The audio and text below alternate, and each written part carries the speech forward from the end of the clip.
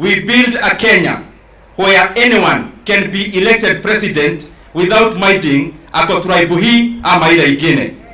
Na nimeona history in the making, because for the first time in history sasa tumeacha ukabila ya kwamba Kamau, Nkadha, Nyoro, Kuria na wengine wa Mount Kenya region. Sasa tumeacha ukabila na tumechukua kingpin ambaye sio ya hapa, ambaye ni Wasugoi na ambaye yako hapa, because we actually need to kuangalia mtu kwa vile yako and what they can do for our country other than always minding amezaliwa pale na ametoka pale na anaendea pale.